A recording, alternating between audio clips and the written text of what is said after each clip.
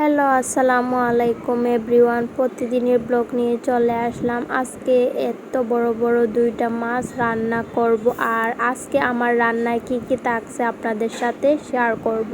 আজকে আমার রাতের ডিনার হচ্ছে ডাল অ্যান্ড মাছ।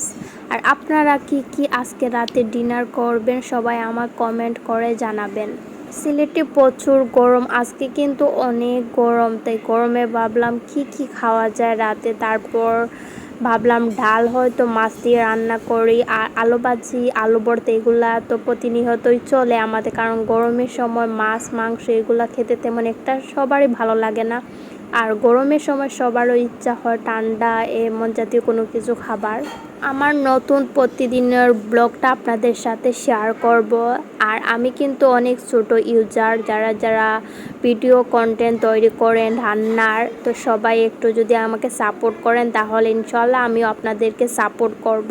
কারণ একটা বড় পেজ কিন্তু দাঁড় করানোর মেইন উদ্দেশ্য হলো একটা ছোট ইউজাররা যদি সাপোর্ট করে তাহলে একটা পেজ বড় হয়। তো অলরেডি আমার সব কিছু এখন রেডি, জাস্ট আমি রান্না করবে অ্যান্ড আপনাদেরকে শেয়ার করব আমি রান্নাতে কি কি মশলা ব্যবহার করি, কি কি দিয়ে রান্না করি, আপনারা দেখতেই থাকেন।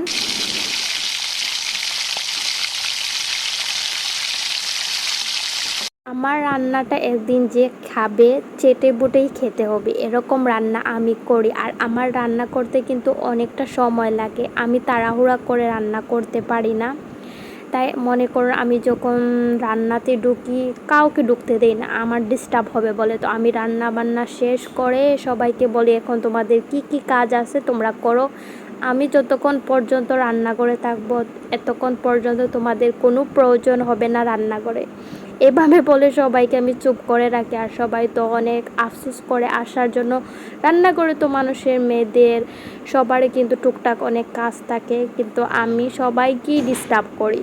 আর পেঁয়াজ যত কম খাবে, যত তেল কম খাবে ততই ভালো শরীরের জন্য। আর আমার অলরেডি মাছটা রান্না হয়ে গেছে, তো কার কার লাগবে নিয়ে আসেন। আর অলরেডি আমার ডালটাও রান্না হয়ে গেছে। আর সবাই আমার পেজটাকে একটু সাপোর্ট করবেন। আল্লাহ হাফিজ।